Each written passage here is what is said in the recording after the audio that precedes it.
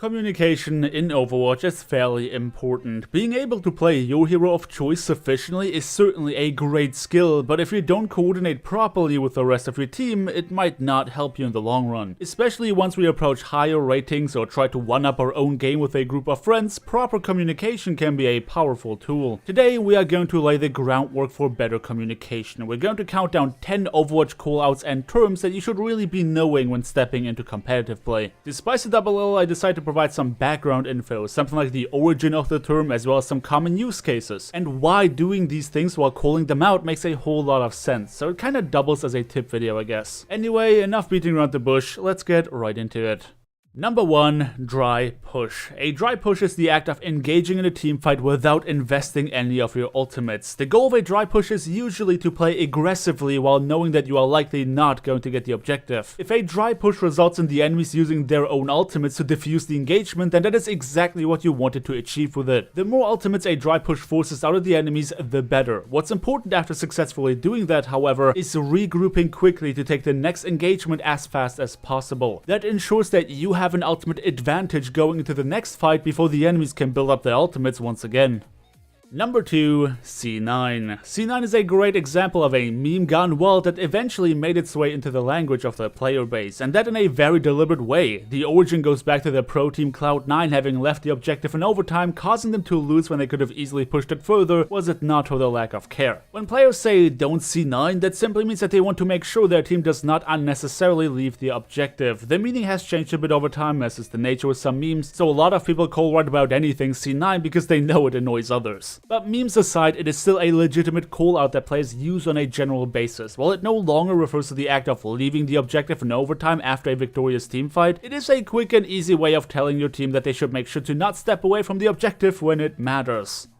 Number 3. We got numbers, or we're up. Information is very important in Overwatch. A single callout can fundamentally change how your team decides to approach an engagement. Players, particularly in lower ratings, will often play unnecessarily passive. When someone says we got numbers or we're up, they usually try to encourage their team to play more aggressively to take advantage of a beneficial situation. If your team engages in a 6v6 poke war and manages to get the first pick or trade 2 for 1, then that is a situation you can often use to snowball into a successful team fight. Indecisiveness loses matches, so if you have a numerical advantage, let your team know and encourage them to play more aggressively to win the team fight.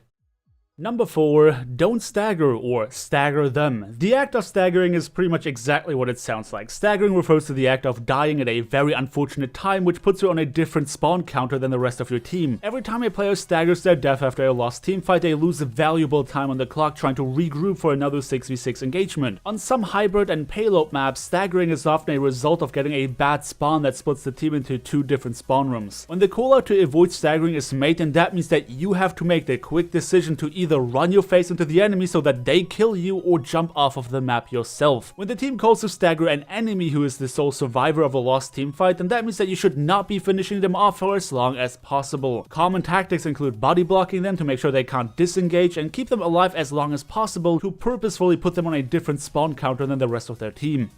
Number 5. Don't peek and don't poke. Now those should be self-explanatory, but I will go through them really quickly anyway. Peeking means showing your face to the enemies for just a second, and poking is the act of throwing damage out on the enemies in between team fights without the purpose of actually killing them. When a teammate makes a call to avoid peeking, then that can have a number of reasons. Maybe they want to make sure nobody gets picked off by a one-shot ability like Scatter Arrow, Roadhog's Hook, or a headshot from Widowmaker. That's obviously to avoid getting staggered. Another reason could be because they don't want you to feed ultimate charge by taking poke damage from the enemies. Calling to not poke usually means that your team does not want you to feed into the enemy's support ultimate charge. Mindlessly throwing damage out when you already have your ultimate makes absolutely no sense and only guarantees that your next push will be diffused by something like an EMP, a beat drop, or Transcendence. So think twice before poking unnecessarily. Number 6. Stalling. Stall tactics are usually last-ditch efforts to strip as much time off of the clock as possible. When a teammate calls to stall, then that either means that they are not confident that there's enough time to properly regroup anymore, they might not be confident that you can win another team fight, or they want to make sure that the objective is not lost before they get their ultimate, which could tilt the bell in your favor. Heroes with a lot of survivability are usually used for stalling. Mei, Roadhog, Winston, and Tracer are very popular choices. Countering a stall comp is often pretty difficult. control. Your best bet is really just upping your target priority, making decisive calls on who to focus and decimate the enemies one by one as quickly as possible by utilizing focus fire. It definitely is a team effort though.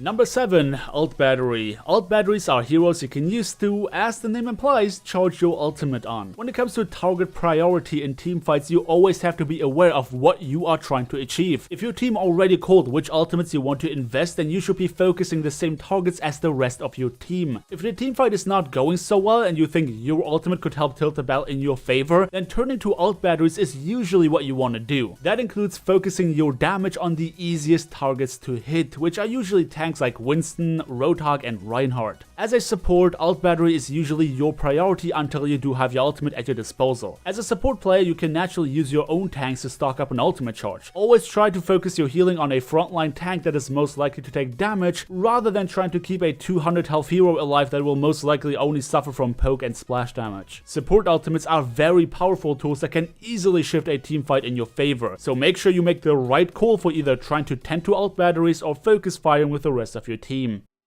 Number 8. Ult Economy. Overwatch is as much of a team game as it is a resource game. Ultimates are powerful tools that can make or break an engagement. When people speak of Ult Economy, that simply means that you're not supposed to dump all of your ultis into a single team fight unless it is the last one you need to win. You want to make sure you pressure the right enemies to force them to use an ultimate when they rather would not want to, and use your own ultimates wisely to always have more ults at your disposal than the enemies. Being the one that dictates the pace of the battle rather than solely reacting and panicking can go a long way in scoring more decisive victories.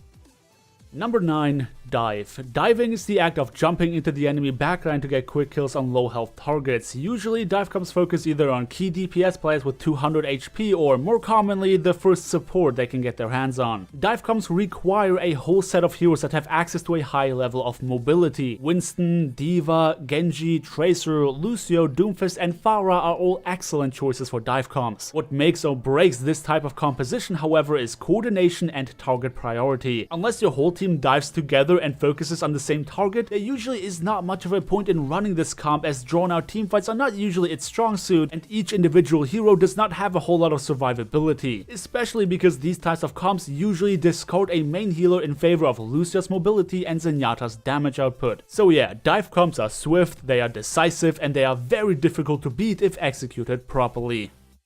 And lastly on our list, number 10. Tempo plays. Tempo plays are all about conserving momentum. The key behind tempo plays is using ultimates to reinforce an advantage or make sure the enemies cannot defuse your team's momentum. When Mercy had res as an ultimate ability that affected her entire team, tempo reses were very common practice in high elo, where rather than waiting for all 5 members to die, they would revive one of them to reinforce a numerical advantage or make sure their team does not fall behind in numbers themselves. Tempo plays also often incorporate hunting down enemy players who were unfortunate enough to get a bad spawn, as referenced earlier. Stagger tactics are not usually common practice unless the enemy is not interfering with the objective progression speed. That's to say that they are far enough away to not block the payload or stop your team from capping a point. Tempo plays, in essence, very often have players using their ultimates in rather unorthodox situations, and that to make sure the enemies cannot mess with their momentum on the objective. Something like pulse bombing an enemy out of spawn or using Dragon Blade on just a couple enemies. So it's a lot about thinking outside the box. And this concludes today's video on 10 Overwatch terms and callouts that I believe everyone should know when playing competitively. If you believe that I left something out that's very important, then feel free to add to the list down in the comments section below. But until then, thank you all so much for watching. Don't forget to drop me a like on your way out if you enjoyed the video, subscribe if you want to see more, and I hope to see you all next time.